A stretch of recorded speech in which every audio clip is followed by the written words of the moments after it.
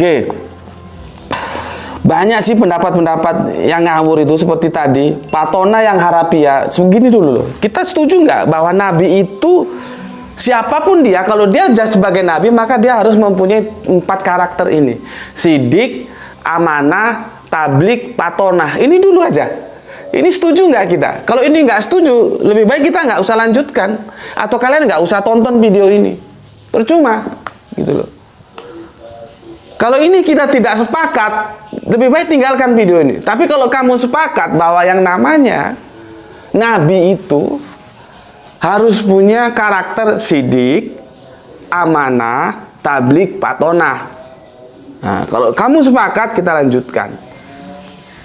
Patonah itu ya seperti aku bilang tadi, cerdas, paham atau punya kepemahaman yang tinggi, mengerti, tanggap. Nah itu apa namanya?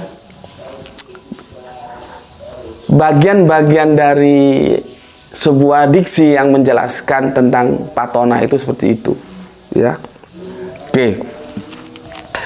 Kan sangat konyol sekali ya jika seorang pemimpin sekali berkanjeng Nabi Muhammad tidak mampu menguasai 2 aspek yang sangat vital itu. Membaca dan menulis itu aspek yang sangat vital. Terus ada seseorang pemimpin sekelas kanjeng Nabi Muhammad dan dia telah membuktikan kesuksesannya sebagai pemimpin, ya. Aku berulang kali sebutkan bagaimana kanjeng Nabi Muhammad mi'raj, naik ke puncak peradaban yang tinggi dengan membangun kehidupan berbangsa dan bernegara di Madinah Al-Munawwaroh, ya. Terus kamu katakan dia buta huruf. Itu logikanya kemana gitu loh.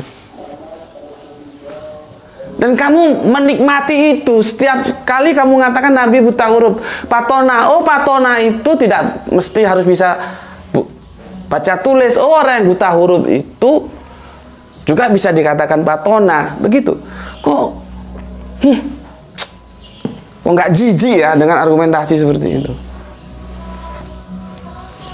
Ya, heran loh.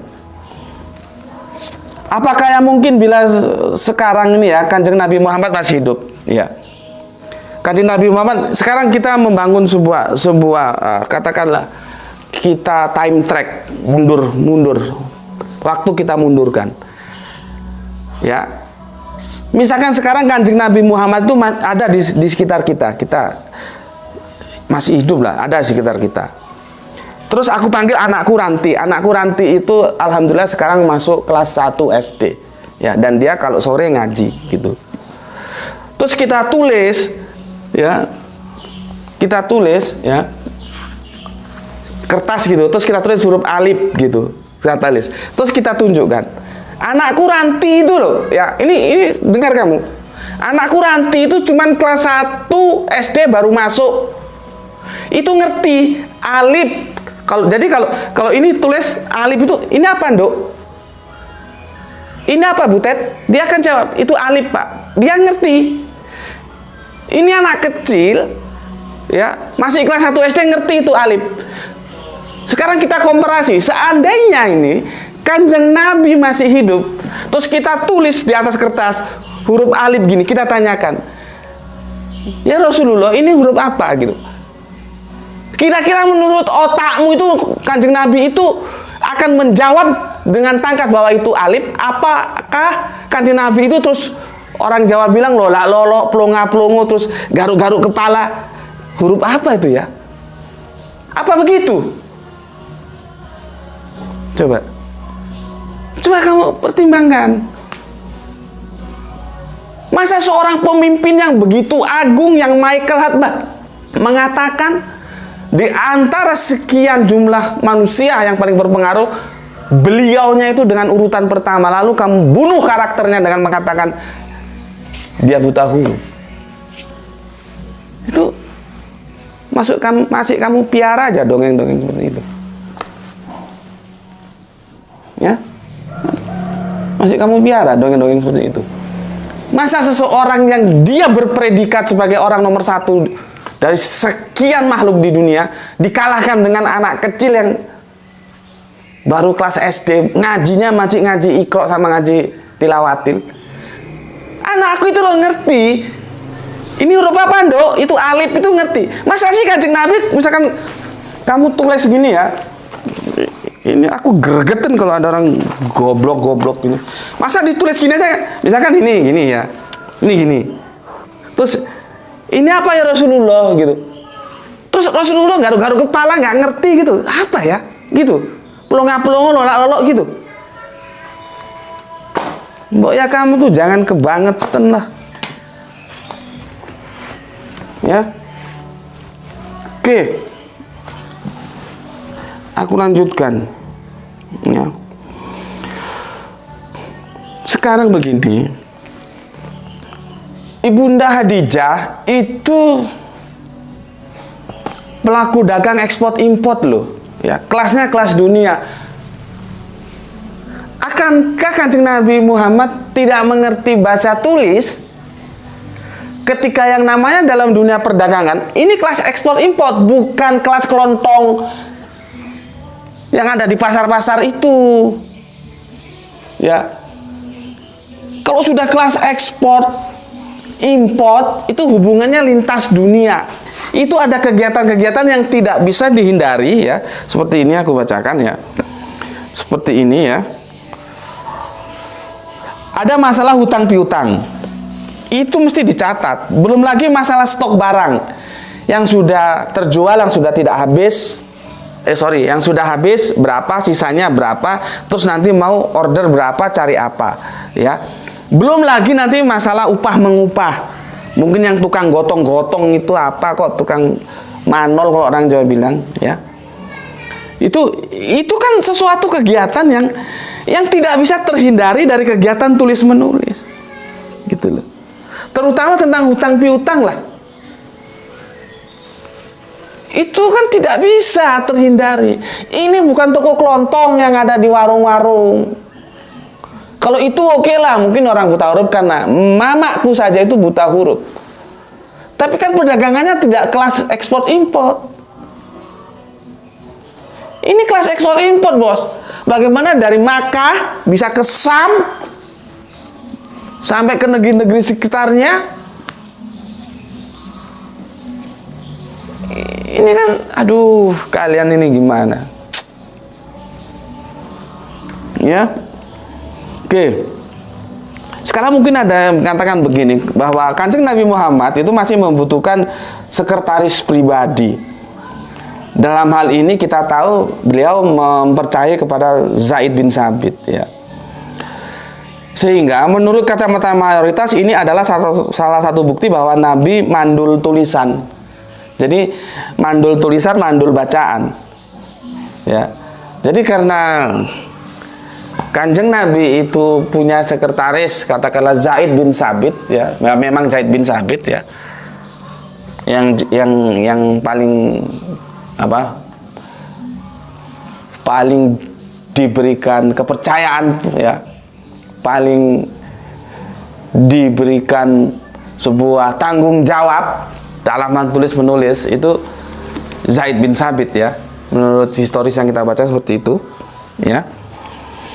Lalu apakah dengan demikian kita bisa mengatakan, ah itu buktinya ada Zaid bin Sabit, Kanjeng Nabi itu nggak melek huruf, nggak melek bacaan, nggak melek tulisan, artinya buta huruf.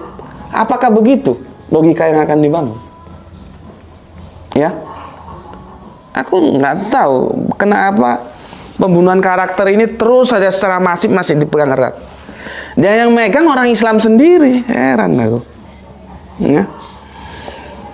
Coba kita komparasi peristiwa itu seperti beginilah, ya.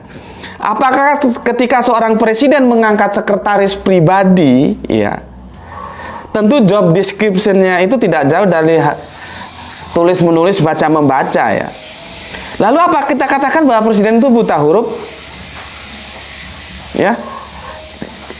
Coba kita komparasikan dengan antara presiden dan sekretaris pribadi, antara Kanjeng Nabi dengan sekretaris pribadinya Zaid bin Sabit. Kita komparasi begitu.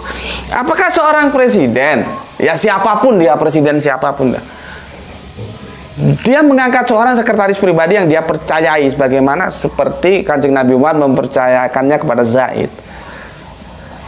Yang namanya sekretaris itu biasanya dan memang begitu pekerjaannya, tidak jauh-jauh dari tulis menulis, surat menyurat, sehingga dia bisa dikatakan dia harus mahir dalam baca tulis. Apakah dengan begitu terus kamu bilang presidennya itu buta huruf? Begitu. Apakah terus kamu katakan karena ada Zaid bin Said terus Kanjeng Nabi Muhammad jadi buta huruf? Begitu. Ya.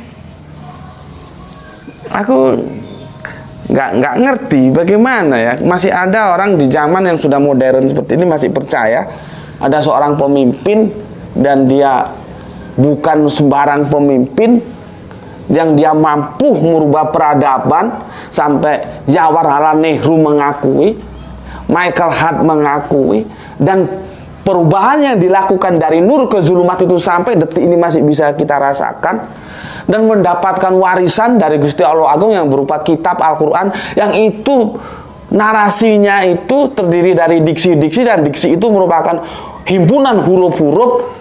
Lalu nabinya dikatakan buta huruf. Itu kok masih ada percaya itu loh.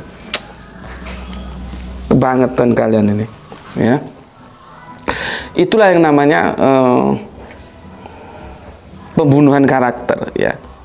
Begitu juga kadang-kadang ada yang, aku sedikit bercerita tentang peristiwanya sama ketika mau masuk kota Makkah. Itu ada perjanjian antara kaum muslimin dan kafir-kafir jahiliyah itu, Arab-Arab jahat itu, yang bodoh-bodoh itu. Tenang, ada perjanjian. Yang namanya Arab jahiliyah bodoh, mokong, yang nggak mau mengakui Nabi sebagai Rasulullah. Padahal di teks perjanjian itu dijelaskan bahwa Nabi itu Rasulullah. Arabnya nggak mau, minta dicoret, minta diganti Muhammad bin Abdullah. Lalu Kanjeng Nabi menyuruh Ali mencoret. Ya. Lalu apakah peristiwa itu dikatakan bahwa Kanjeng Nabi itu menyuruh Ali karena Nabi nggak tahu baca, nggak tahu nulis, buta huruf, apa begitu? Ya, ini kan menarik karena apa? Terus saja pembunuhan karakter ini terus saja tumbuh sampai sekarang, makanya saatnya harus kita bunuh. Jadi pembunuhan karakter gantian kita bunuh supaya tidak membunuh dia. Ya. Jadi ya, bagiku bagiku kesimpulanku bahwa Kanjeng Nabi Muhammad itu bukan tidak bisa menulis. Kalau dihubungkan dengan Zaid, kalau dihubungkan dengan sahabat Ali tadi, tidak.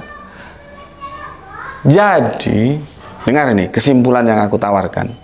Kanjeng Nabi Muhammad bukan tidak bisa menulis, namun Kanjeng Nabi Muhammad hanya tidak mau menulis. Ngapain harus Kanjeng Nabi Muhammad menulis orang dia ada sekretaris?